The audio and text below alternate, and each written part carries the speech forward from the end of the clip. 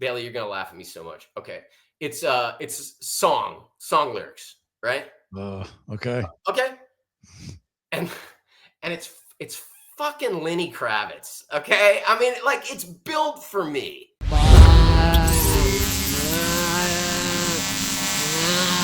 Before we begin, let's thank our great sponsors. And if you want information on how to become one, you can go to jasonbailey.com. Much love to Inspect All Pest Services, because bugs, termites, and critters, they don't belong in your house. Inspect All handles pest control, termite protection, and wildlife removal. Here's the number one reason to use them. One company that does it right the first time. Bonus, they also take care of insulation, pressure washing, and gutter maintenance all across Atlanta. Less calls, less stress, better results. InspectAllServices.com. If life makes you Google lawyer, call the Aurora Law Firm, led by the Mad Dog, Manny Aurora. This Georgia-based team handles criminal defense, white-collar cases, DUI, expungements, and more. Nationwide. Number one reason to call the Mad Dog, they know the system and how to beat it. The Aurora Law Firm, because oops needs backup. TheAuroraLawFirm.com. Life gets heavy. Stress, work, relationships, all of it. That's where Ridgeline Counseling can help. Led by Dr. David Markwell and a team of 10 therapists, Ridgeline offers in-person sessions at 3 of his Georgia locations: East Cobb, Marietta, and McKaysville, or virtual visits wherever you're at and most comfortable with. Number one reason to choose Ridgeline, you don't have to do it alone. Ridgeline Counseling. Real help when you need it. MarkwellTherapy.com. Power goes out, not at your house, if you call Alternate Power Solutions. They're a family-owned Generac generator dealer, founded in 2012, handling sales, installation, service, and repair for home standby and portable generators across Georgia and Tennessee. Here's the number one reason to use them. You don't pay a dime until the job is done and you're 100% happy. Every customer gets an upgraded warranty, free monitoring with a service contract, flexible financing, and they actually keep generators and parts in stock, plus an A+ rating with the BBB. All you have to do is call 770-853-7571 or visit poweringgeorgia.com for a free home assessment. Use the discount code Bailey for $500 off your entire installation. Alternate Power Solutions, because losing power shouldn't mean losing your mind. Tired of struggling to get in and out of the tub? Meet MVP Walk-In Tub and Shower of Atlanta. Beautiful, safe, and affordable bathing solutions that actually make your bathroom work for you. This family-owned local company focuses on installations that elevate comfort and accessibility. No high-pressure sales, no commission-only reps, just honest, hassle-free service across Metro Atlanta. Here's the number one reason to call MVP. They make bathing safe, easy, and enjoyable. Schedule your no-hassle appointment, 404-493-6888, or you can go online to nvpwalkins.com. Don't forget to mention the BPX, the Bailey Podcast Exchange, for $2,000 off MVP Walk-In Tub and Shower, because your bathroom should feel like a retreat, not a workout. Looking for the ultimate wellness boost?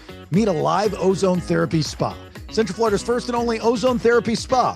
From ozone therapy to red light therapy, halo therapy, presso therapy, PEMF grounding mats, and even in-house ozone-infused products, Alive Ozone Therapy Spa's got everything to help you feel amazing, inside and out. Repair, rejuvenate, and restore your body. Here's the number one reason to try Alive Ozone Therapy Spa, because they combine cutting-edge therapies with natural holistic care. Go online to AliveOzoneTherapySpa.com. Use the discount code BS10 for 10% off your services and products. Alive Ozone Therapy Spa, because feeling your best shouldn't be optional. Thanks to all of our sponsors. And with that being said, let's begin the show. Hey, good looking. It's the Bailey Show podcast. JasonBailey.com. It's a website. Bam! Coming in hot. All right. There it is. Episode 455 of the Bailey Show podcast. It is a guy show women love to listen to with a side of laughs. On the BPX, that is the Bailey Podcast Exchange. 3 different shows, 5 days a week. 2 of them are for subscribers. Not this one. If you're not subscribing, you don't get all of them. So what does that tell you? JasonBailey.com, hit the subscribe button, put in your information so you can get all the episodes. All of them. All of them. All of them. All of them. Sign up for the newsletter. Questions for the Mad Dog Manny Aurora. All of our social links. YouTube especially. Become subscribed there. Content there. This and that. And the merch shop. So from what I understand, up until the 18th of January, the merch shop, 35% off, $16 tees. We have BPX Merch Week on the show. Every day, something new. So this is my favorite one. Well, one of my favorite ones. This is the Bigfoot BS shirt that I like, that I enjoy. Yeah. So yeah, 35% off, $16 tees going through the 18th. Please grab yourself some merch. And when you do, post a picture on any of the social medias. Like, let's say you got Honey merch or Vinyl merch or BS merch, post it on that social media. If you do a reel, extra at it, Super Mario Brothers bonus points. That's pretty cool if you did a reel. And that's pretty cool. So anyway, thank you. All right. Thanks for being here. My name is Jason Bailey. There is the Bald Badger, Benjamin. Hello, Benjamin. Hi. We should have a guest here momentarily. My buddy DJ, he is a big celebrity now because he was just on a television show. And he's going to talk about that. A game show, nonetheless. But I have to share the story. Right before we started to record, my wife was cleaning up the house, which I appreciate. I really do. I appreciate that. She does a lot during the week at a live ozone therapy spa, and then she finds time to clean up the house and stuff like that. But truth be told, she's the dirty one. I am not. She's borderline hoarder, which, you know what? I never realized this. It's passed down in your DNA. Like, her mother's the same way. And she doesn't want to admit it. She hates it because there's two not so conducive together. You do not want to put them in the same room. But her mother and her the same way. Like, when I first met her, like, her mother lived with her in her house. And I just remember all these stacks of clothes. I'm like, what is this? Like, you put your clothes away. You don't they're just stacked everywhere. It was like Mama Kelly from that Michael Keaton movie. You farting ice hole, where the laundry was everywhere. Johnny Dangerously. Yeah, there you go. Thank you. And so when we moved back to Orlando, I like a chair in my room. Like, I like, outside of the bed, I like an ottoman, a couch, a chair. I like an extra sitting place in my bedroom to put on my socks, to put on my shoes, to just relax, to sit there. It's a good place to sit a stack of clothes. Right, exactly. So my point is when we moved back to Orlando, we had found this couple that was selling some of these pool deck chairs, really nice pool deck chairs for like a steal. And go over there. I was like, yeah, I'll take them. So I go over there and they were like, do you want anything else? This is like a multi-million-dollar house. They just wanted to get rid of everything. And I was like, let me look around. There was this glider chair in the bedroom. Those things are not cheap. I mean, this is like $1,000 chair. It's that like technology glider, really comfortable, nice looking suede and stuff like this. For breastfeeding, that kind? Yes, because that's what I was aiming for, breastfeeding, because I just need to find something to breastfeed. I was like, this would be great in our bedroom or whatever. And so I buy it. I buy it. I put it in there. Ever since we've lived in this house for over a year now, there have been clothes on it. I've not been able to sit in this damn thing once until today. But it's not because I've wanted to sit in the chair. And this is the trick of the trade, guys. You have to do workarounds with women. If you want to find, if you want to get your way, it can't be because you want to get your way. You get your way because it's something that is you're giving to her. Your way is a byproduct of something greater on her side of the fence. Without a doubt. Okay. All right. So here's, so the other part of this story, Rach is into the saging. I don't know how familiar you're with saging. If you listen to the Honey episode this past week, we talked all about the saging of a live ozone therapy spa.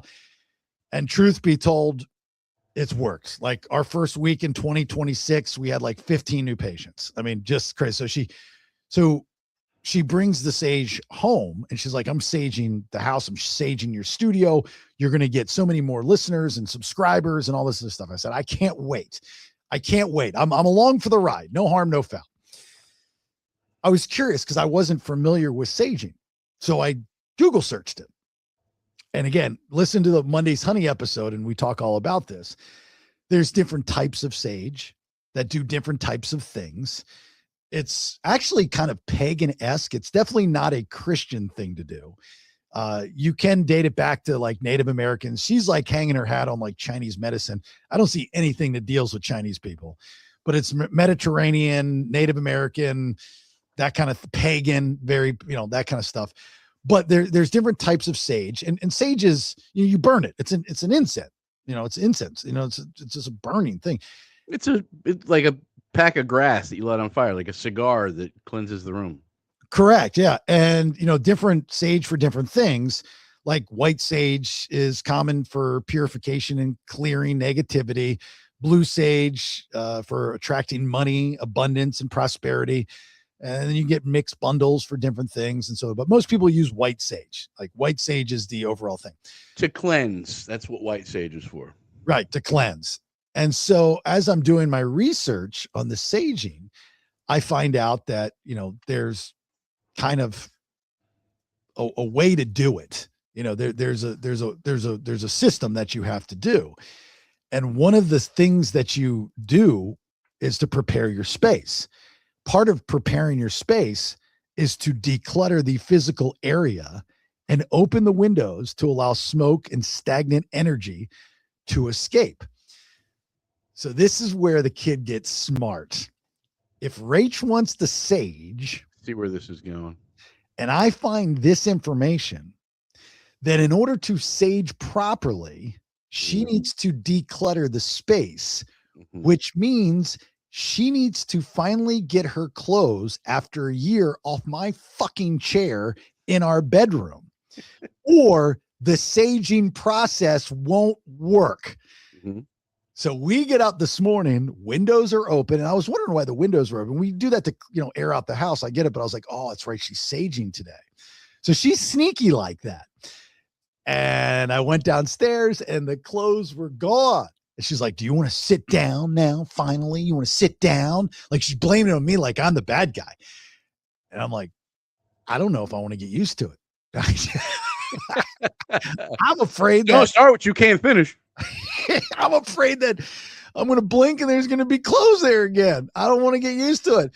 But if you want that sage stuff to work, you better make sure your shit ain't in my chair. I was like, yes, I said to myself, whoever invented the steps to prepare for saging was a guy that lived with a wife that was a hoarder or very messy. I'm telling you, the whole saging process is a work.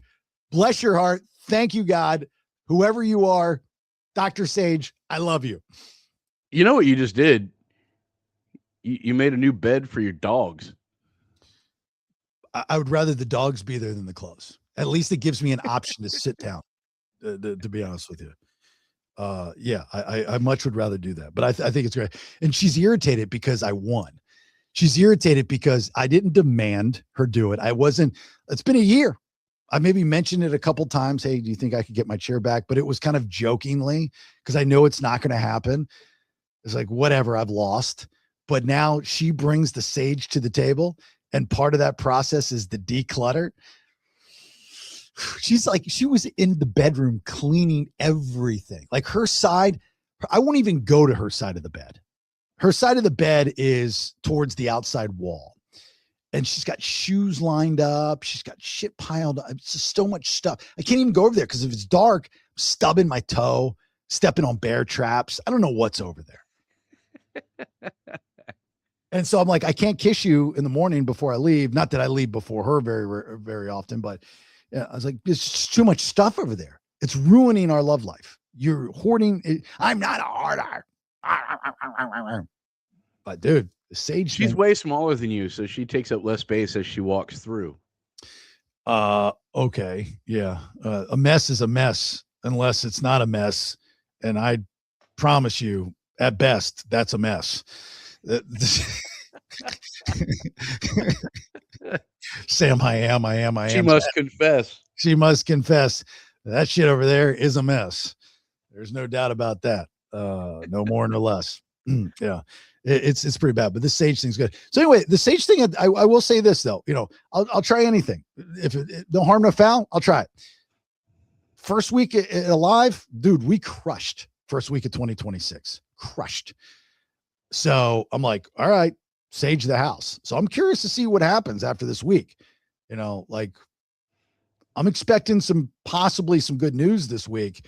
If it comes through, I'm giving it all credit to the sage. In sage we trust. You know what? You said you knew about sage? You have 2 cents on this, or you just know?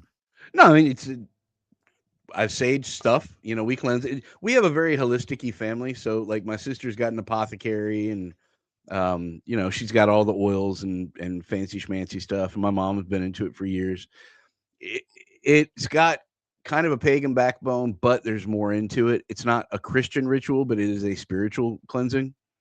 Yeah, so, there's different ways you can look at it and stuff. Yeah. I tell you, if I find out that this thing's like satanic and this saging, no, it's like a Wiccan and American Indian combination of mindset. Oh, so I've got Chief Satan. I've got an Indian Satan. I got an Indian Satan worshiping ritual that's taking place at my spa. Hey, yo, yeah, now it's at the house. That's awesome, dude. Can't wait. Hey, man, ayahuasca. All right, let's. Yeah, my friend is here. We were going to do a big setup of game shows, but I'll divulge the game show that my friend DJ do you want to go by DJ the DJ or just DJ Hamilton, owner of DI Body in Tampa, Davis Island, Florida, Tampa, Florida, Davis Island. Islands. A lot of islands. Yeah, islands. The conglomerate of island. The home of Baker Mayfield. That's right. Yeah. A-Rod. The man that really no A-Rod. You got a house. Jeter. You're thinking. That's what I meant. Jeter. House. Damn it. Wrong Yankee. Yeah. I used to see him around Tampa too, though. Who's that? DJ's fine. Yeah. Who's that? Who'd you see around town? A-Rod. He said. Oh, A-Rod. Oh, right. Yeah, back when all those guys, all the Yankees back in the day, you know, I mean, they all played minor A ball here, you know. Yeah, and you could be able to really get a good visual of them between their house and the Hooters next to Steinbrenner Stadium. That Hooters was very popular with a lot of girls there. They became very good friends with I think it was a wing house, wasn't it? I don't remember there being a Hooters next to Steinbrenner Field. Yeah, it's a wing house. Is it a wing house? Okay, yeah, it's a wing. The wing house girls. doing radio over there. I got to hear a few stories every once in a while. Yeah, it was good. There's way better establishments just a half mile up the road. Right, not even. Got spaceships and stuff. Yeah. So DJ, try explaining what a spaceship is to a 8-year-old girl that's in the back seat of your car. Oh, that place. Why don't we ever eat there? You will never go in there. What's easier, explaining the spaceship or the circus in Castleberry when that existed? Oh, God. That was the biggest work of a strip club. So for those that don't know, Castleberry, Florida, which is a suburb of Central Florida of Orlando, there was just right down a strip. There was just all these strip clubs, which they've cleaned up now. And one of them was called Circus. And it literally it looked like a circus. I mean, it was a carousel. Yeah, there's a carousel. I mean, like if you did not know, it was a circus. Like it was so hornswoggly, it wasn't even funny. I mean, no, we didn't have kids at that time, and we were actually going to circus at that time. Right. We didn't have that problem, but I can imagine your daughters like, why don't we go there and ride around on the horse? Well, it's why I have daughters now. Yeah. So, because Club One is way better. But even before the circus, I mean, try explaining what was the one there. It was called Club Harem before they shut it down. But wasn't it called the titty trap? Booby trap. Or something no, like booby that? trap. Booby trap. Yeah. It was shaped as knockers. Yeah, you know what celebrity really liked the booby trap was Corey Feldman. Corey Feldman was a big fan of the booby trap. I'd seen him there a few times, and there'd always been stories of Corey was in. Just like Ice-T was a fan of Rachel South by the airport, not the one in Castleberry. Great omelets. Yeah. Yeah. Like I saw Ice-T at the one by the airport a few times. And I'm just, DJ, you know it, you were in the business for a minute, right? You're like, you start to know people and they're like, oh yeah, he's in a lot. Whenever he's in town, he's in a lot and stuff like that. So anyway, so DJ and I go way back. For those not in the know, we've known each other for over 30 years. I mean, we're old men now. We were roommates in college. We had a great roommate relationship. As I was doing morning radio, he was doing nighttime radio. And as he was coming home, usually with female companionship, I was getting up, leaving my female companionship behind. It was, those are the days, man. Had each other on the way. It was nice. Like, hey, dude, how was your show? Good. Have a good show. All right. Later. See you at 4. Passing like a couple horny ships in the night, huh? That's right. I mean, it was, I don't know about you, Deej, and how you're handling this aging thing, but those are the memories that stand out to me. Like every day I put myself on my deathbed and I just go through in my brain those little things, those stories. And it's, it's weird when I share those stories with some people, they have no recollection of it, like anything, like they've totally forgotten it. And I remember everything. Are you like that? Do you have that same thing? Well, I don't know. I was a lot bigger drinker than you were, so all of it's kind of hazy. But yeah, obviously those moments, different situations that you and I found each other in. Yeah, those are the ones that all of a sudden something will remind me of it. It'll pop in my head, and I'll just laugh to myself and go, "This is why I have daughters." Yeah. I mean, do you ever talk openly about those days in front of your wife? Can you do that? It's funny because she'll tell everyone, oh, yeah, so DJ used to be in radio, but if we had met then, we would never have gotten together. And she's absolutely right. I mean, I had to settle down a little bit before that was going to ever pan out. So, yeah, I don't think she's so interested into hearing the stories. But, if you're sitting around and people, bring up, did you ever have an interesting job? Yeah, for 5 years of my life, I hosted wet T-shirt contests every Wednesday night at Zuma Beach, and they were legendary. Yes. And people will be like, really? Can you tell us more about that? I was like, well, do you really want to hear more about that? Because I could go on, and it's fascinating. But how much do you really want to know? It's almost, and it's kind of twofold. It's interesting because one, it's the personal relationship that, let's say, you have with your friends. And I'm just assuming, because I have a very similar kind of world as well, where they don't see, and now you and I as business owners, right? And so they see us maybe as one thing, but they don't see us as that thing, right? So that's that. But then there's the idea of you actually being at a wet T-shirt contest, which I mean, like you have a better chance of finding a unicorn than finding a wet T-shirt contest. It just doesn't exist. It's lore. It's fable. It's myth. And you used to host them. We used to host them. So now you're telling a story. It's like where Hoffa's body's buried. Right? Isn't that amazing? Some of the stuff that I got away with. And it was funny because at the time I was hosting them was the time when, and I don't know how Orlando is now, but they started requiring pasties and whatnot in these strip clubs, in these dancing establishments.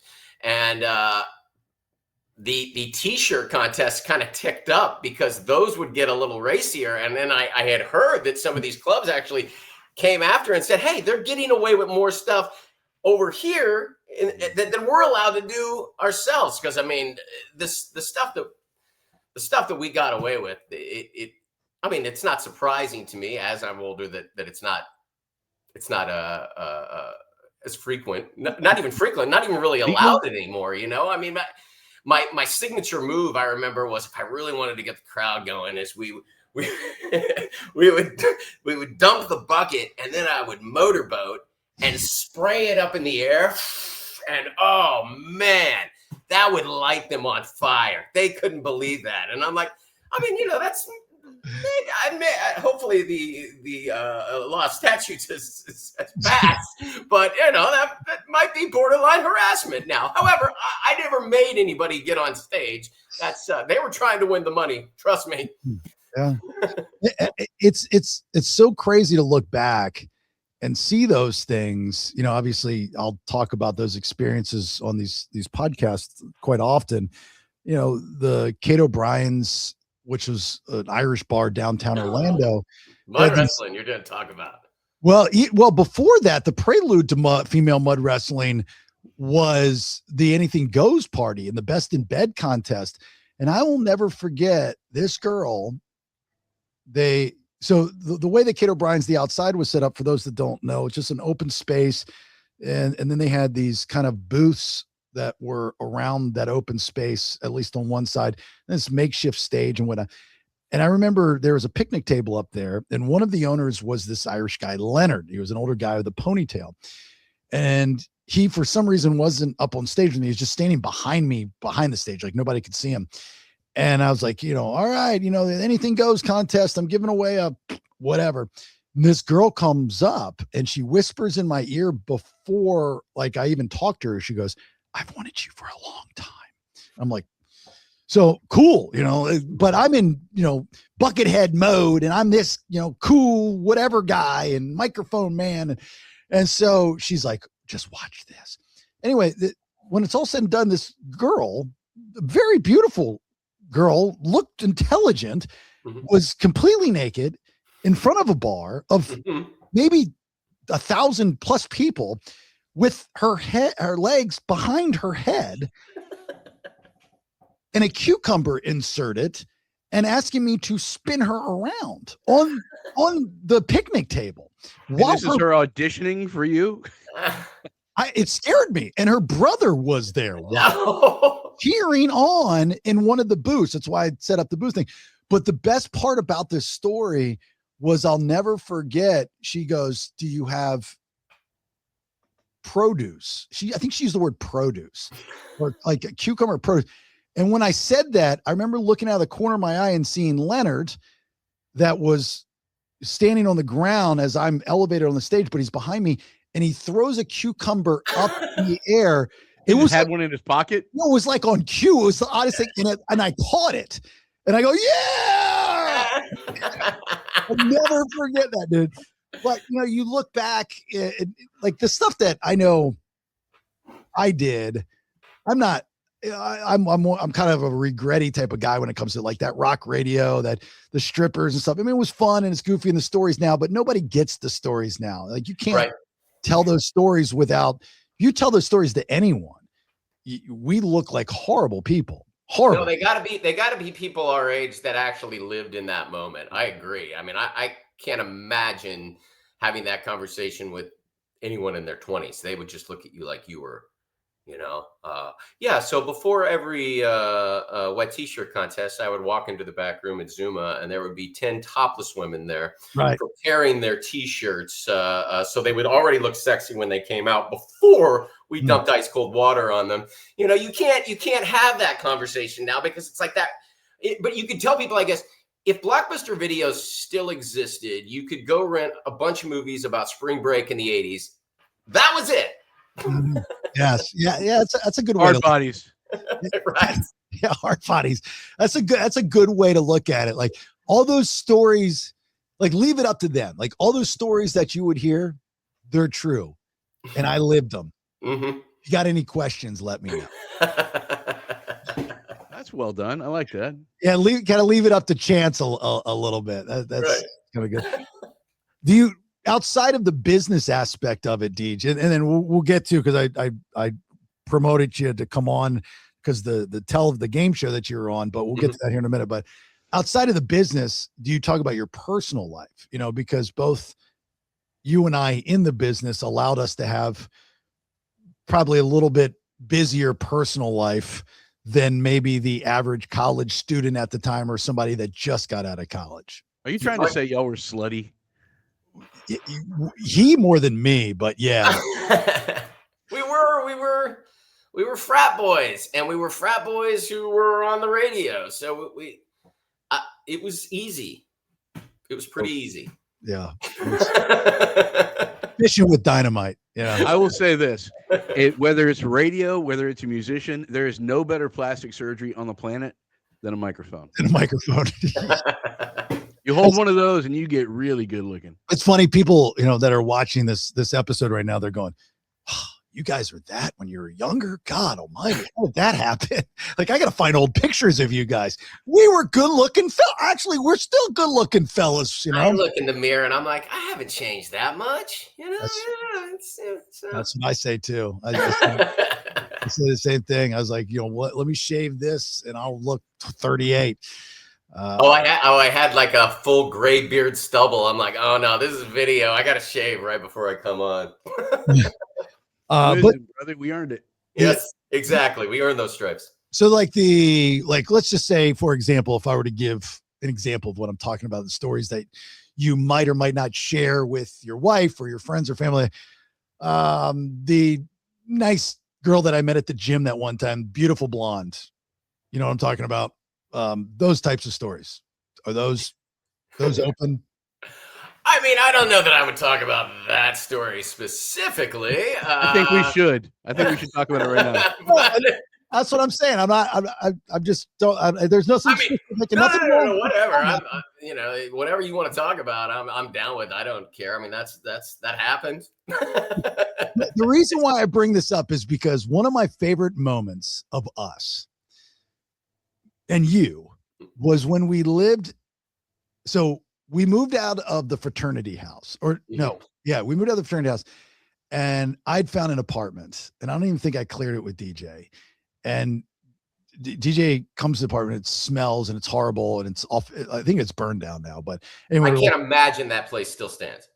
It was bad, but it was cheap, right? And it had walls and a roof. And so we find another place that ended up being really nice. I forget where it was at, but it was out, by East Orlando, by UCF. Right. And we moved in there, and, that's when we kind of passed in the night. I was doing morning radio. He was doing nighttime radio, and he was partying at night during the week, and I was partying at night during the weekends, and so on and so forth. But there was these neighbors that we had, and she worked at Hooters, and she lived with her boyfriend. No. Can you believe I remember this? Like, no.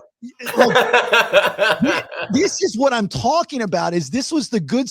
Maybe I'm the weirdo. Maybe it's me. Maybe I've got the problem. But I remember all these little things.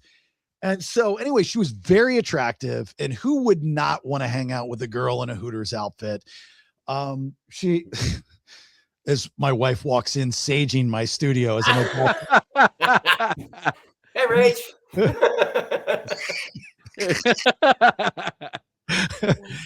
Anyway, back to the Hooters girl. And so DJ ends up hanging out with the girl and finding out that she's got some fun restraints on her bed and that she used with her boyfriend that DJ thought would be fun if they shared, and so on and so forth. But anyway, without going into hold on, don't put me in the boyfriend knew nothing about this. No. Okay, all right. You made it sound like it was the three of us, and I just want to make something clear that. No. I was trying to get around you having a hangout with the Hooters girl. So I'm trying to. I don't know what you want to talk about and what you don't. I don't know how. I don't care. Everything's good. Yeah. But do you remember the restraints in the Hooter app? Because I remember you specifically. No, absolutely. I know exactly who we're talking. I think I'm still Facebook friends with this girl. They all find me. They all find me and I'm friends with most of them. You had the greatest line. You said, and she kept the Hooters outfit on. Yes. I do. That does kind of stay away in. It's one of those things you file away, right? I mean, you're not going to forget that. Right. I'm talking full uniform, socks pulled all the way up. I mean, it was just one of those things you don't forget. Yeah. And that's why I have daughters. I feel like I'm going to be saying that a lot. And I've got one too. I get it, man. I understand it. I think the point of me bringing all this stuff up is not obviously to get you in trouble or embarrass you or anything like that, which I don't think I'm going to, but it's the idea of that's the good stuff. And that's the stuff that I remember. And I find it almost angers me as I get older, and maybe I'll talk to somebody. I mean, we obviously talk fairly often, but there's some people that I don't talk to that often. And when I do talk to them, I'll bring up something, and I almost feel like I'm like some weird stalker, like a mark. I'm going, how do you not remember? Like, that was awesome that night. How do you not remember that? And you're like, Jesus, dude, that was 30 years ago. I'm like, yeah, to me, it was yesterday. Mm-hmm. I don't know if people restrain themselves because they don't want to. No, you got a freakish memory though. You have to think about that. Yeah, that's a good thing as I get older, I suppose, but I mean, you like have a ton of memories with guys that you were closer with in college than you and I were, like Shawnee and Dink and those guys. Yeah. You guys have to go back and forth on things all the time, right? Sure. I mean, you saw, we told the story about the girl in Las Vegas at that last fantasy football draft, and I don't think you had heard that one. I did not. But that was paying a lady of the night to play a prank on one of our friends. But no, I mean, those things absolutely among friends, as you said, I think they're great stories, and I don't mind even sharing them on a fun podcast like this. I'm not worried about my daughters tuning in, but. But to have those conversations with people that weren't there, it's just, like you said, tough to explain that it ever happened. Just to let you know, your credit card was used, and there are 2 new subscribers from, I think, your daughters to the podcast. All right, let's talk about the television show. So this is very exciting. If there's anybody that I know that should be on a game show, it would be one DJ Hamilton, without a doubt. You are tailor-made to be on a game show. Now, which game show should it be? That is the question. And you chose Wheel of Fortune. And this podcast airs on Wednesday. Your episode came out or comes out when? Oh, dude, that's great. Your show comes out when for Wheel? So the show, by the time the podcast is released, will have already aired. It's going to air Monday, January the 12th. Okay, perfect. So it's already aired. We've seen it. I mean, everybody knows how these podcasts work. We pre-record so we can openly talk about it. Wheel of Fortune, obviously a lot different than how it was when we grew up. Can we have this quick conversation before we get into details about your time at Wheel of Fortune? I always had this argument with people. All my radio shows that I've been on, nobody agrees with me on it. And to be honest with you, I don't think they were able to find it on Google either. Wheel of Fortune, back in the day, you would shop in the carousel. Absolutely. Thank you very much. It does take a certain age, because if you're a little younger than us, you never saw that, But I remember back in the day, and the show came out in 84. So watching it in the mid 80s, and the carousel would turn, and it was basically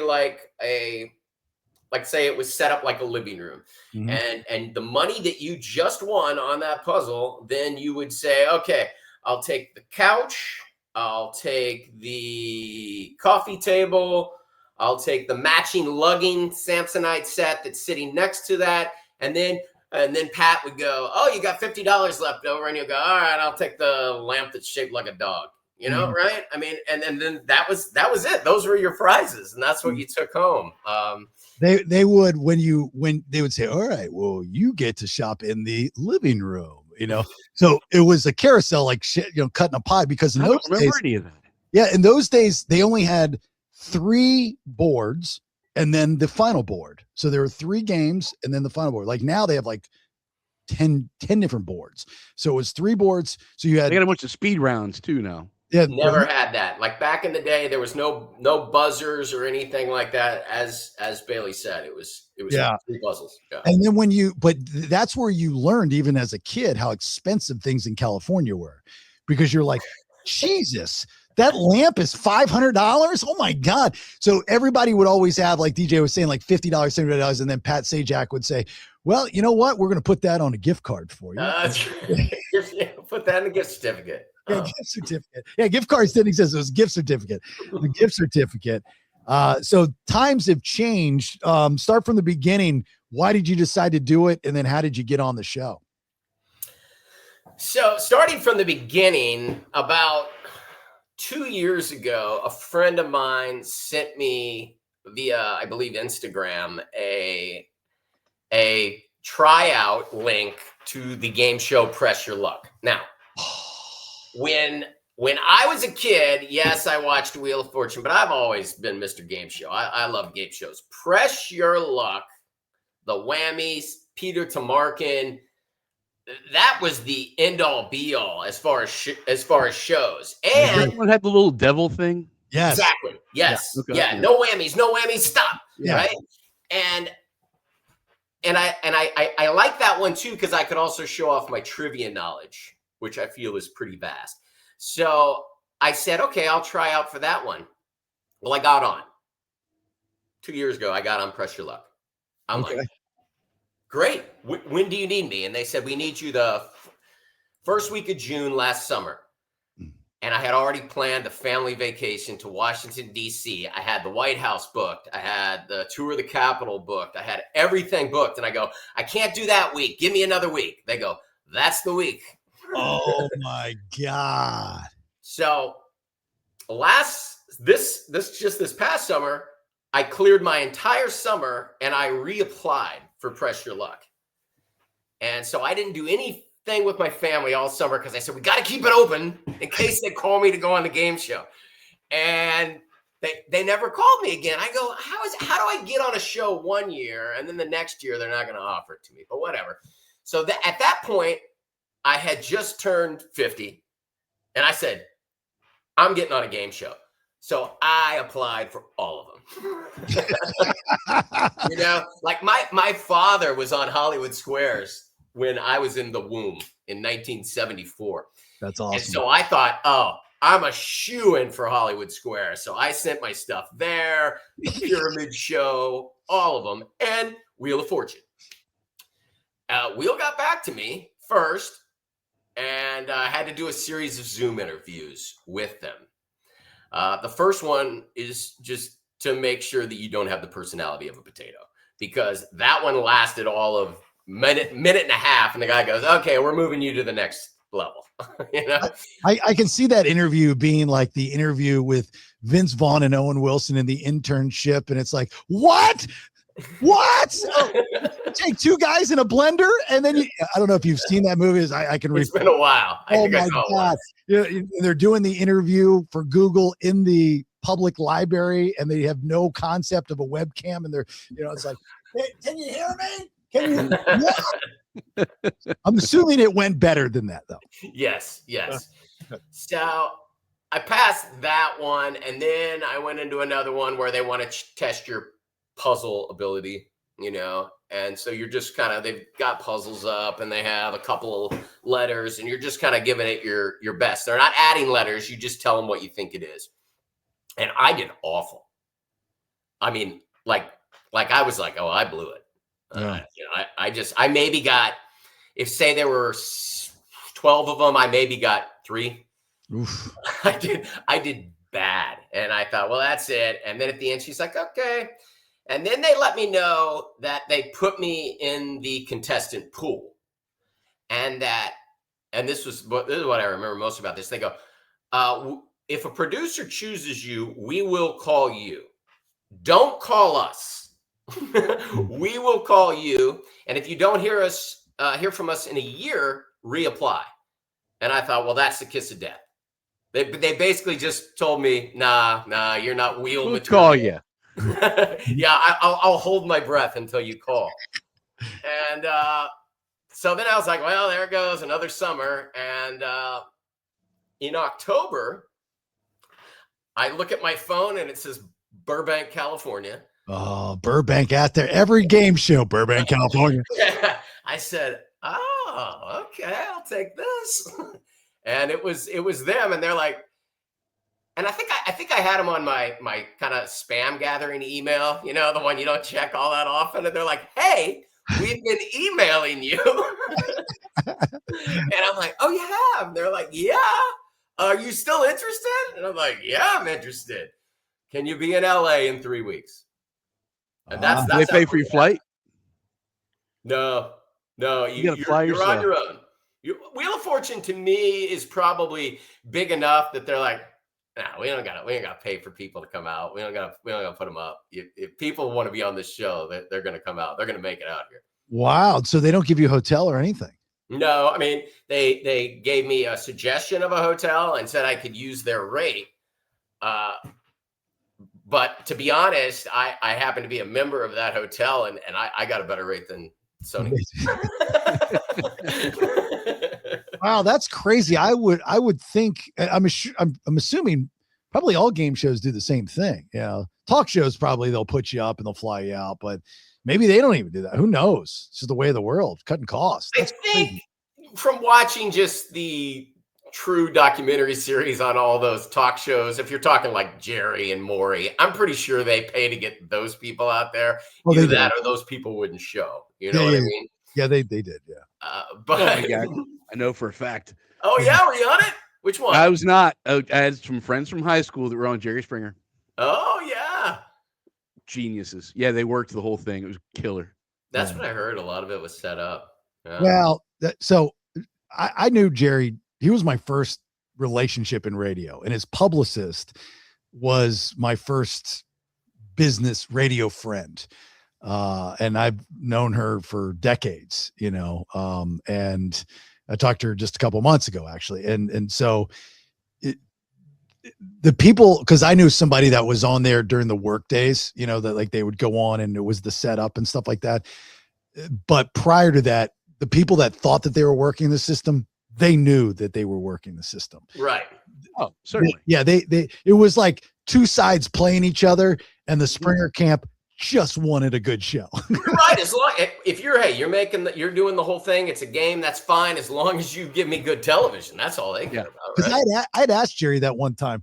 I was like, do you like when they come up on stage? Because I'm assuming you don't spend much time with them prior.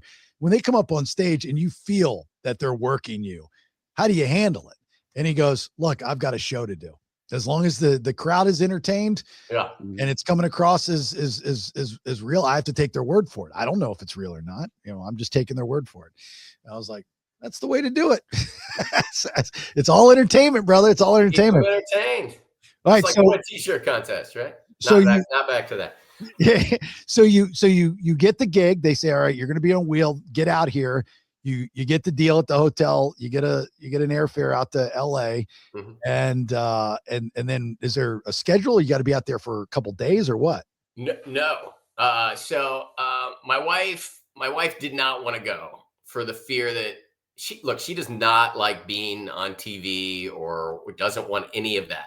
It's so funny how opposite we are. Like, you know, the camera loves me, but she is like, no, I don't want anything to do with that. I don't want to talk, you know, so she's, and plus it was in the middle of the week. So she's like, the kids are in school. So my brother and I went to LA.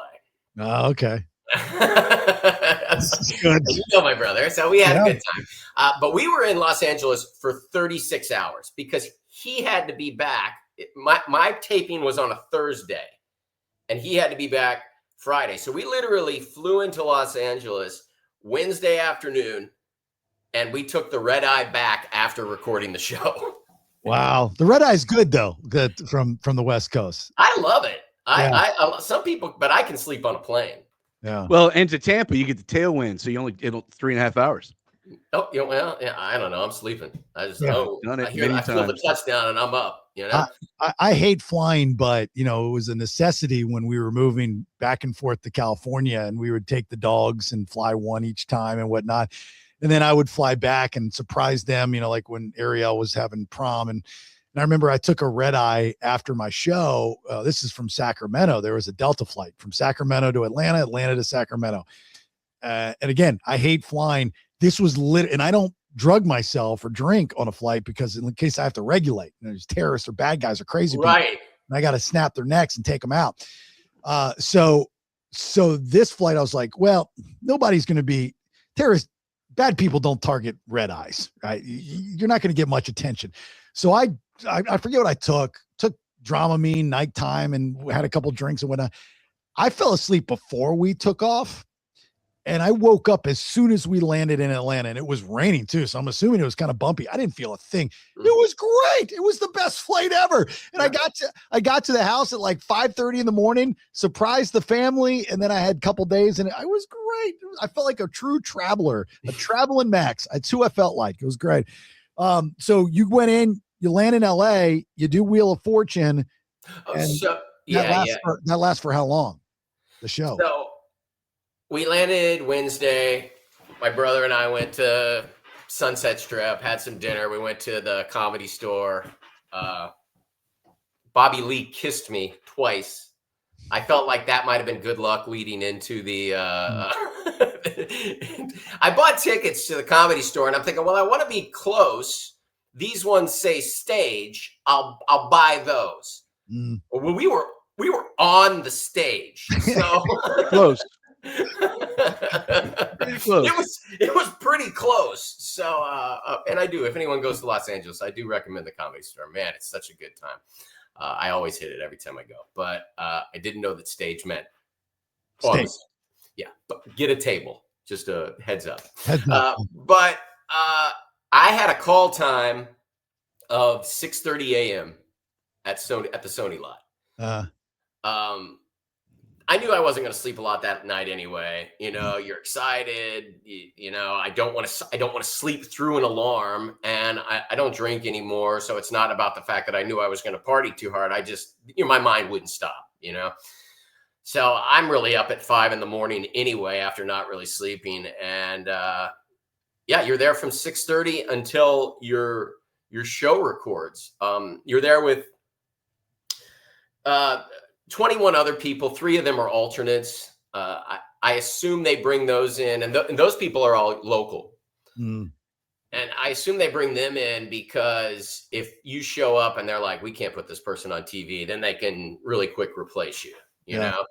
But we had a very good group of people. I look forward to seeing the majority of their shows as well, because even though you're only together for, the first show probably records about 11 a.m. So you're not with them that long. But they all have personalities, for sure. I mean, that's how they got there. So it was fun. It was good. But if you remember, just from history, from the movie Quiz Show, there was the scandals back in the day. So it's pretty federally regulated. There's a guy there that introduces himself and tells you all the, the same payola BS they told us back in the day with radio and all of that. And then also if anyone has pulled you aside and given you anything, if you have knowledge of that now, you need to let us know, blah, blah, blah, blah, blah. And then also we have to draw to see who you're up against.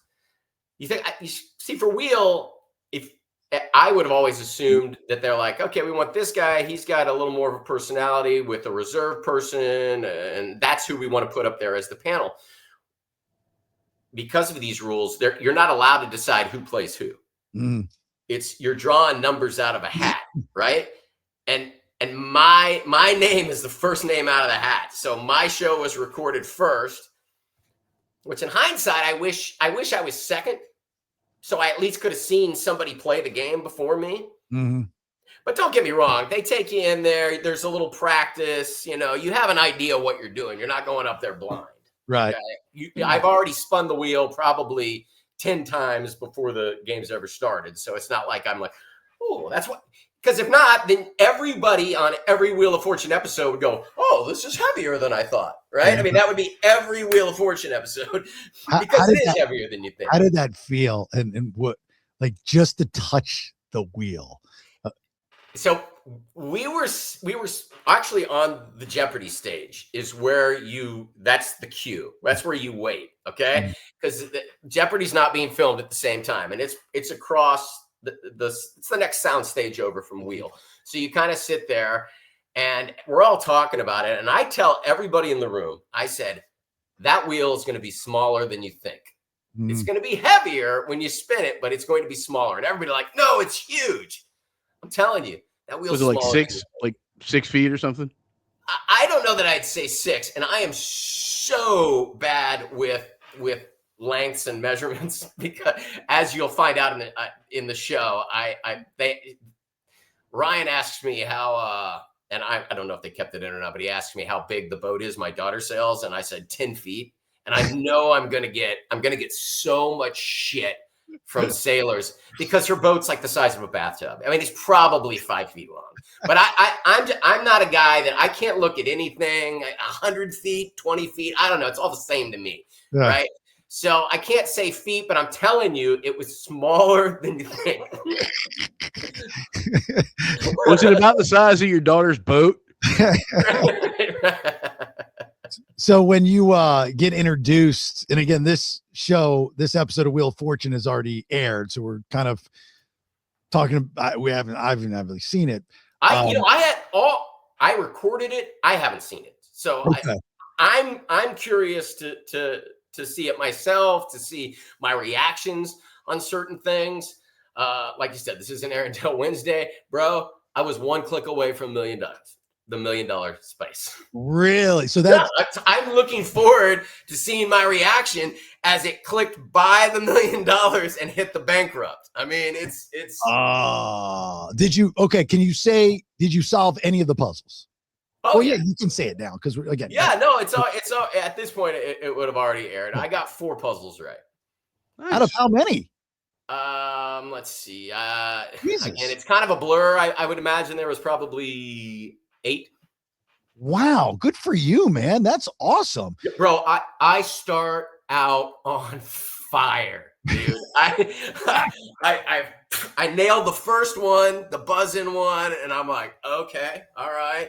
Then he does the little talky talk thing, and I just want to get that over with. I'm like, bro, I got the first one right. We are killing it. Let's go. And so then we get to the next one. I did not buzz in first on that one. But the girl to my left, who ends up winning, let me say, she was awesome too. And I bet you, if Wheel of Fortune could choose contestants, they would have never put us on the same panel because she was fantastic. And I like to think everyone was rooting for her and me, kind of, you know. Yeah. And then obviously there was the grandma on the end. She was fantastic too. But I bet you, because we both had pretty strong personalities, they wish she was in another one, but it is what it is. So she made it to the last round, She makes it to the final round. I didn't make it to the final round. But anyway, my point is, she got the next one wrong.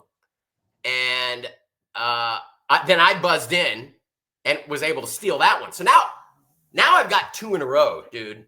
Ooh. Now I'm moving. Then the next puzzle, I get. Now, this is the one you're spinning, you're calling letters for. And if I remember it correctly, I believe that was the next one, okay?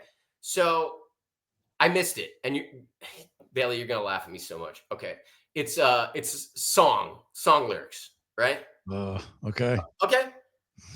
And it's fucking Lenny Kravitz, okay? I mean, like, it's built for me. Yeah. Okay. Not only is it Lenny Kravitz, it's the song that our old station, JRR, put into fucking rotation. It's Fly Away. I was going to say, yeah, Fly. So it's like, and I got it wrong. What were the lyrics up there? What? I want to get away. I want to fly away. Oh my God, DJ. Okay. And I say, I want to get away. I want to fly away. Oh my God. Okay. So I buzz in, or I don't buzz in. It's not buzzing anymore. It's, I'd like to solve the puzzle, Ryan. And I say, I want to get away. I want to get away. Southwest Airlines. Which, to be fair, in my defense, Lenny does say, I wanna get away. I wanna get away. Yeah. So I knew what song we were talking about. I just said it wrong, bro. Because it's the Wheel of Fortune, the next 2 contestants lose a turn, bankrupt. It's back to me. You get a second chance? So I got a second chance and I solved it. Okay. Oh, thank God. I thought the grandma was going to steal it with Lenny Kravitz for $1 million, Ryan. Thank you very much. So now I'm up. I'm the first 3 puzzles. I'm up I think I had $6,500 at that point, and both of them had zero. I was just cruising. And funny, we went to commercial after that, and I was talking to Seacrest, and I was like, thank God I got a redemption on that puzzle. Not only have I interviewed Lenny Kravitz, I sat across from Lenny Kravitz in Vegas at the Radio Music Awards, and we talked about that song and how thankful he was that we pushed it, and that kind of started the momentum that made that song a hit. And I'm the one who told him, you should say, I want to get away, I want to fly away. It's so weird to keep full circle. I actually changed the lyrics. I said to him, I can't believe I almost missed that one. So thank God I got it. Is this during break or is this on TV? This is during break. This is like the camera's pulling out and we're talking. So did Seacrest bluff during the break, or did he have a hype man come out and play with you guys? No. Well, the break, first of all, it's not like it's a live, obviously. I'm talking to you about it. I haven't aired yet. So the breaks are very quick. They go, hey, we'll break. We start talking, and then, I mean, he was a nice guy. We talked about it the whole time, and he's kind of hyping up the crowd while they're setting up cameras for the next thing. He was even like, did you know we got DJ the DJ up here? Once I started telling him about, that we're both from radio, he said to me, he goes, and this is during the break, none of this is ever going to air. He's like, yeah. He's like, what kind of radio are you in? I was like, it's rock. And he's like, yeah, I could never do rock radio. I was like, well, top 40 pays more, Ryan. So you've done okay for yourself. Yeah. But Ryan's an Atlanta guy. Worked at Star, and that's where he knew right away. He's like, I told him where I was at, and he goes, oh yeah. So I was on XL down there. Yeah. I mean, that was, you and I were, kind of out of there by then when he started. It was still Casey. That's another great Bailey story. When Casey Kasem called. Oh, that's my favorite, D. I've told that story a million times, but I can never tell it as well as you tell it because you do the voice. Go ahead. Feel free to. All right. I got to tell you. Yeah. So again, as he said, ships passing in the night. So I get home. He's still in his room with whoever he has in his room that night. And the phone rings. I don't want to answer the damn phone. It's whatever, but I pick it up. Hello. I'm like, and the guy goes, is Jason there? And I go, yeah. I'm like, it's 7 a.m. What, I'm like, yeah. Who is this? And he goes, this is Casey Kasem. I'm calling from an airplane. So then I got to go knock on, because people have to understand, this is before cell phones. He had to call the only landline that we had. There was no cell phones.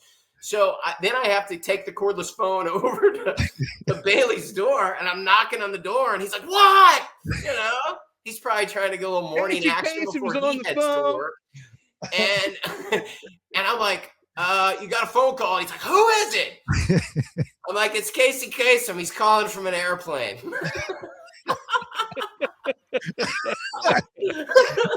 Oh, that door opens so quick. Bailey's got a sheet wrapped around him. I hand him the telephone. That's my favorite. Was it honestly Casey Kasem calling your house phone? Yes. Yeah. Wow. Yeah. Okay. I was so before Seacrest was Casey Kasem, and XL carried Casey Kasem. This was 96, I guess, 97. And so I was organizing Casey Kasem when he was coming into town. We were one of his affiliates. He was going to come on, the morning show. So his daughter's a lot younger at the time, of course, and now gone off and done successful things, but they were working with Casey and his business. So, but Casey Kasem handled, he's just as big as he was and doing all, these things and Saved by the Bell and all these things, he's still a radio DJ. At heart, he picks up the phone and he talks to people, which blew my mind, because I'm like, reach for the star. There's not a bigger radio DJ, right? It's Casey Kasem. He was nice. I still in my studio, in my hallway, I have a letter that he sent to me and a picture of us and thanking me for the free XL t-shirts and stuff that I gave him on his visit and how hospitable we were and how great I was to work with. And one of my most cherished memorabilia pieces is that. How about that girl that went home with you from a bar that was laying in that bed and then got to go home and tell her friends, yeah, no, I had to leave earlier than I wanted because Casey Kasem called for Bailey. And think of the effort he had to put through to call you. He called you from an airplane. He had to From an swipe airplane. his credit card and wait. Yeah. Well, I'm pretty sure that was probably his plane by that time. Yeah. Anyway, all right, back to Wheel. So you're talking with Seacrest. I've never met Ryan before. We have mutual friends, especially in Atlanta. I've heard nothing but great things about him and his family. I've heard he's just a fantastic dude. Absolutely. Just a straight up nice guy. Generally, like I kind of said to him as we were going to commercial break, if I would have missed that, I have interviewed Lenny Kravitz. Then he generally wanted to come over and find out about when did I interview Lenny Kravitz? And that's when we got into radio. And during every commercial break, we were basically BSing about radio and you know, where it got us. So yeah, interesting. Nice guy. Super genuine guy. Yeah, that's what I've heard. Vanna, how's Vanna? Vanna, awesome. Okay, so we were in the Jeopardy in the staging area, and Vanna came in there about 9:30. She just got to work. She's in sweatpants. She's got no makeup, hair pulled back. Vanna's still knocking it out of the park. I'm here to tell you. I believe it. She looks fantastic, but she came in, and she doesn't have to do that. She didn't have to come in. She came in just to wish all of us good luck. And she said, and this is her advice, don't be afraid to buy a vowel. She's like, people make that mistake. Spend that money, buy a vowel. And it's funny. I came home, I told my wife, I was like, babe, Vanna still looks good. And my wife says, yep, that's what 50-year-old guys do. Rate 70-year-old women. No, you know what you should say to your wife is the reason why 70-year-old women look that good is because they've found places like DI Body and Davis Islands and a live ozone therapy spa in Altamont Springs. That's right. Utilizing the therapies that we offer for the anti-aging portion of those modalities. That's how you reply. Exactly. I'm dialed into it all too, baby. I love the Brotox. Yeah. Come on. Bring it on. Young. Yeah, bring it on. So did you follow kind of like the basic rules of Wheel of Fortune where it's the S's and the T's and the certain letters? Did you kind of research that? Yeah, absolutely. Like I didn't make the bonus round, but as I said, I had the letters that I was going to take because they give you the ones. I knew the vowel I was going to take depending on what got flipped. As the game continues, I get one more buzz-in puzzle, but I don't get the rest. And it's because I hit the bankrupt on that next puzzle after getting the Lenny Kravitz one where I missed $1 million by a click. And then the next time the wheel came up, I called for like a letter that you should call for, a T or an S, and I can't remember which. It wasn't there. The problem with the game and the way it's set up now is that here, even though I nail the first three puzzles, those aren't the ones where you can really win the money. And the highest money total is what's going to go. So the next puzzle, the girl next to me gets, she wins a $20,000 vacation. Now I got to play catch up, and she got the next one. Now she's up even more. And really, my last hope was, the final. Well, that we'll give the wheel a final spin, right? Yeah. And I'm like, $5,000 per letter. That's what I needed. Yeah. If it wasn't the 4,000, the 5,000, something high like that, I didn't have a shot. I remember when Pat Sajak, like every night for like 2 weeks, landed on $1 million. I'll never 5,000. Was it 5,000? A million's a fairly new thing. I think that only came out like Pat's last year hosting. Okay, so back in the day, It was $5,000. It was the different. 5,000 was the big sparkly one. That was the, oh my God, that person just spun $5,000. The silver sliver. Yes. Yeah. Okay. Yeah. So that was it then. Again, okay, my bad. Every night for like 2 weeks, he landed on that. That was a thing, you know. What did you meet his daughter? Talk about a smoke show. Pat Sajak's daughter? Yeah, the blonde chick. He wasn't there. Megan or yeah, no, but she works for the show. She still works. Oh, does she? Yeah, she works this like social media and backstage stuff. Oh, well, I could have. No one said this is Megan Sajak, but Megan or Meredith? I don't believe I did. Meredith, Mallory, some M shenanigans. I think it's Meredith. Meredith. Yeah, hot blonde chick. That's not Vanna. Yeah. Or Ryan. Well, I've seen her on the social media. Now I know who you're talking about. Absolutely, but I did not see her. I did not see her. So Pat, I've interviewed Pat Sajak before. That dude is gritty. Like he is, I think towards the end years of his career on the show, you got to see more of who he was. He was kind of like what Tom Brokaw, or I'm sorry, Dan Rather was in real life that people didn't get to see behind the desk. Mm-hmm. You know, I'll never forget Dan Rather going on Letterman and putting a big chew in his mouth and spitting in a spittoon. And I'm like, I trust you more than anyone else. That's awesome.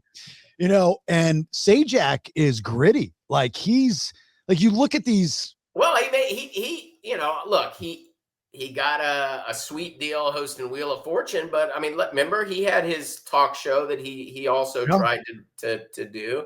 I think that he probably wanted to transition, but when you get handed something sweet like that, you got to hang on to it, man. I mean, I always felt like Sajak was hitting a flask in between, like in commercial breaks. Like he just had that scotch. Let me hit this real quick. I got to talk to these weird people. It's the best gig in entertainment. Like the best gig in sports is a backup quarterback. The best gig in entertainment is a game show host. John, they record 36 days a year. That's it. Yeah, that's awesome. Wayne Brady, hats off to you. John Michael, is it Montgomery? That's a country singer. No, the actor. He's in all the Vince Vaughn movies. John. He does the game show. John. He was in Best in Show. Him and Michael McKean were the gay couple. Yes. Yeah, he's Higgins. Higgins. John Michael Higgins, I think that is, or Montgomery. Anyway, interviewed him a couple times. That dude's awesome. But I was like, that's the best gig ever. He goes, yeah, it's good. You know, so you talk about a steady gig. You're still out there. You got a place to go to work. You have a lot of fun. And that's the thing. They have a lot of fun doing these different things. So Wheel of Fortune, you shoot it. It's aired by now. People know the answer to this. How much did you take home? $8,500. That's good. $8,500. They're going to send me a check. But of course, they take California taxes out of it first. I know what that feels like. So you're getting $12. Yeah. Now you'll get a little over 5. You'll be fine. That's still $5K. I mean, look, $5K to go and hang out with Seacrest. You can sit there and you can look back, and again, I'll watch the show and go, like here, I'll give you a great example of. I don't think that there's any way I can change the puzzles I didn't get. I mean, besides maybe guessing different letters, right? The one where she took the lead on me, I can't even remember what it was, but I even talked to my brother after. He's like, I didn't have a clue what that was. It was a weird one. It's something about emerald something. But anyway, I look back at it and I'm like, I wish I got to the bonus round because my brother wore skin tight leopard pants. And I really, really wanted him to get on TV. You know? Can you ask him where he got them, please? Well, I mean, he got them. We wore them to Vegas one time as a joke, and he's like, "Should I wear the leopard pants?" And I'm like, "You should wear the leopard pants because if we get on, like before the bonus round, I would have made sure. Seacrest, are we getting a full body shot of my brother here? Because let's not deprive the country of these sweet leather trousers." So that's the main. I would have liked to have got on for that win or lose. But at one point, I got the second puzzle right, and the answer was Aquarius. Mm. And Seacrest turns to me, and we're on the air, and he goes, "What's your sign, DJ?" Now, I'm thinking in my head, and this is all in a matter of seconds. I got a lot of responses I can say to this dude that just asked my sign. You're not my type. Yeah. Okay. But what can I say that will actually get aired on Wheel of Fortune? And so I'm looking forward to seeing the look on my face when he asks me that question. Like, is there a pause? Can you see the twinkle in my eye that I'm like, oh, I'm about to nail this guy? He just smoke coming out of your ears. Was, are you trying to take me home, or I don't know. I don't know where I was going to go, but in the long run, I just said I'm a Gemini. but boring always works, Steve. Boring always works. But I think if I had to do it over again, I'd have been like, here I stand before you, a 50-year-old man, Ryan, and you are the first dude to ever ask me what my sign was. Mm-hmm. And I am a flattered Gemini. I think that would have been the correct answer. And I think that would have aired. Yeah. The idea that, you went on there and everybody was so cool, but you kind of in your head, you're like, I want to bring Marcus up with the pants stuff. No one's ever gone on Wheel of Fortune. I mean, in this world that we live in, where everybody uses a platform for a social media platform, have you ever noticed no one's gone on Wheel of Fortune and been a dick, right? No one's gone on there and kind of been abrasive, like, you can't get that. I just got that. What's up? Let's go. Except for Pat Sajak. He's the only one. Gritty. I think it's in the hours leading up to you getting on the show, it's all about camaraderie, and they're very much like, and this is when you're playing that game, your head's in it, yes, and here's the board, and here's the used letter board, and here's your score, but they're also like, you need to clap when the other people are spinning, and your hands can't be up here in front of your face. They got to be down here, and they want you slapping high fives, and they want you all having a good time up there. They want you to feel sorry for the people. I'm going to tell you this. I think if you got up there and were a jerk, I mean, they don't have to air your show, right? No, they don't. No.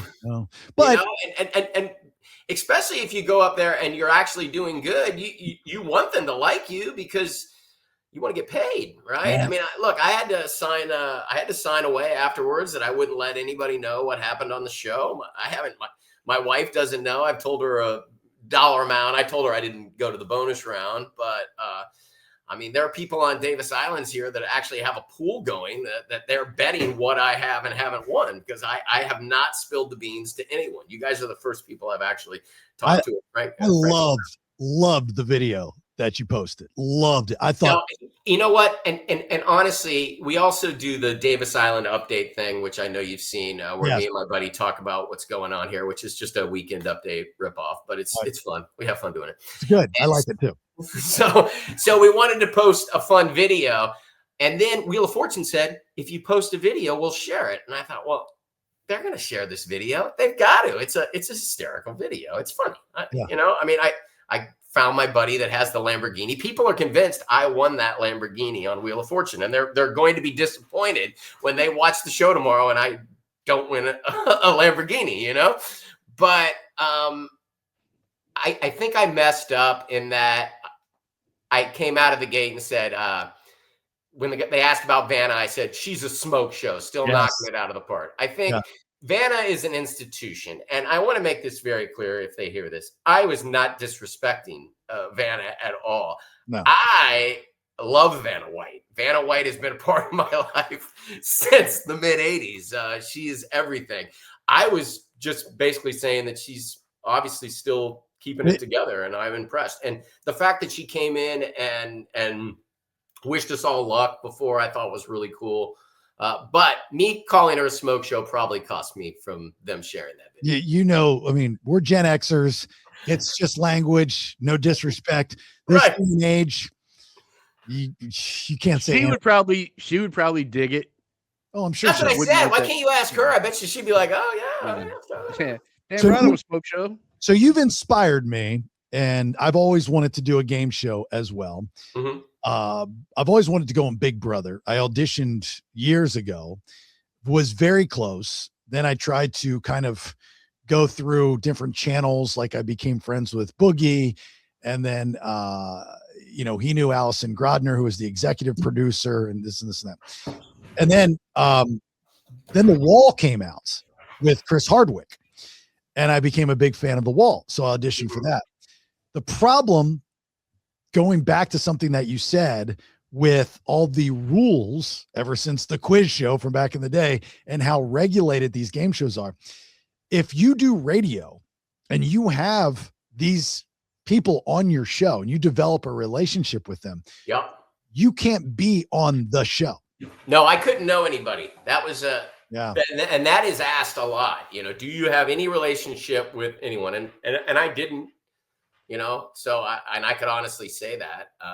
But no, it's a lot tougher. You got to find a game show that you don't have anybody that you know. Well, even interview. I mean, not that I'm like best friends with these people, but even interview him. Chris had told me, he's like, yeah, I've been on with you guys, 4 or 5 times. Cause he had a crush with, on one of the girls in the show. And he's like, because I've come on your show so often, there's no way that they're going to take you. Like I have to tell them that I come on your show. I'm like, well, that sucks. I don't want you on anymore then. And he was at the time also hosting the thing after Walking Dead, which was big at the time, and he was spending Walking Dead. Come on. I was a huge fan. I watched every episode. Yeah. Well, the Talking Dead afterwards that he was doing, that was huge. That's what I'm saying. I watched those too. It was great. So I'm like, oh, this sucks. But Big Brother, now that I'm busier now than I was when I was in radio, but Big Brother is my jam. Like I want to go for 3 months and mind fuck the shit out of those people. and when I auditioned, my strategy was this.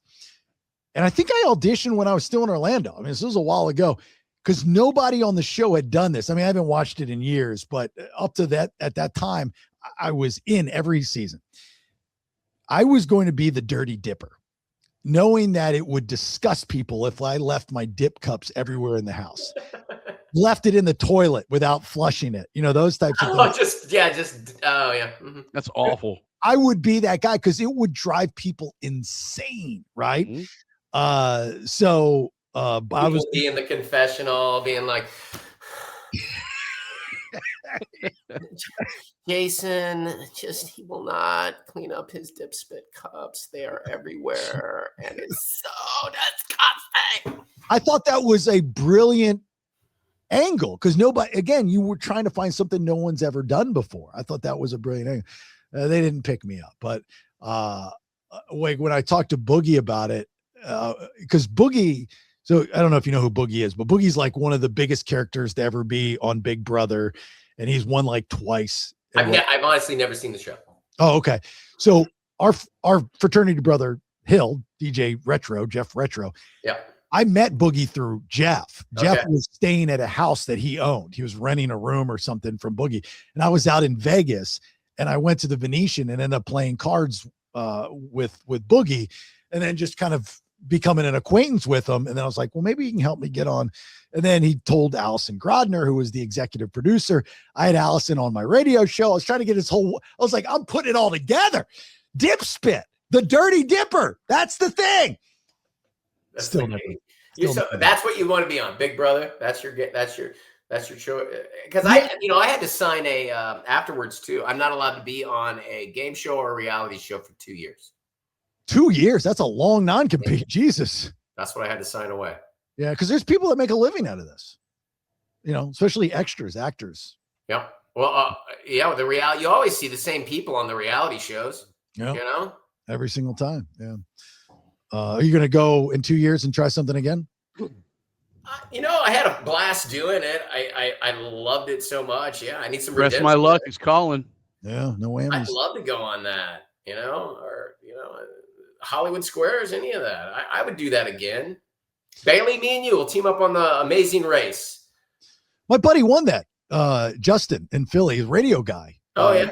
Yeah, he actually won the Amazing Race, and I think won like $1 million or something. I don't know if I could do the Amazing Race thing. I don't know. That's my thing. A lot of walking. Yeah, zip cord lines and planes and extreme. Not the extreme guy. Yeah. Get to the extreme stuff.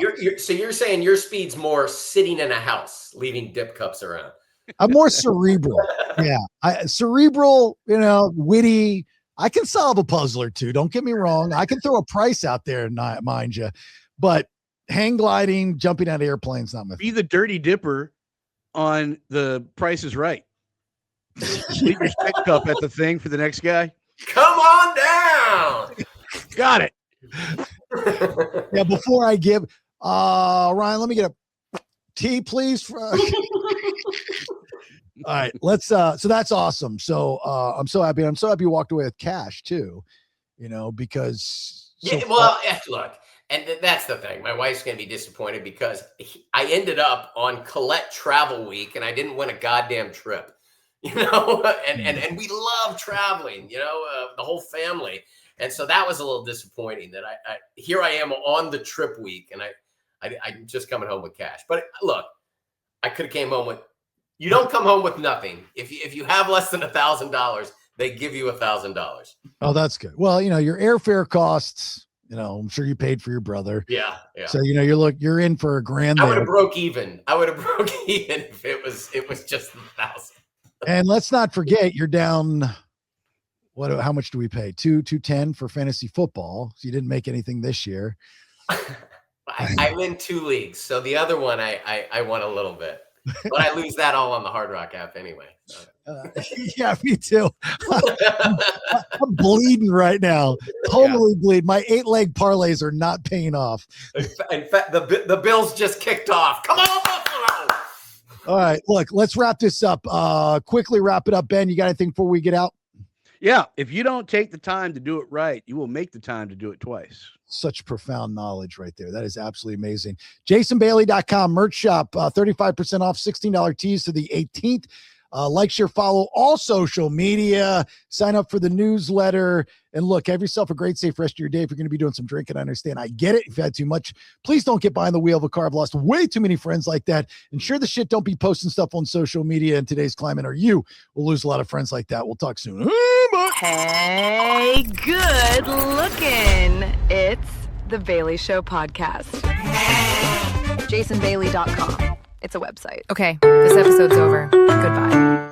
3 different shows, 5 days a week, 1 feed, details, and to subscribe, JasonBailey.com.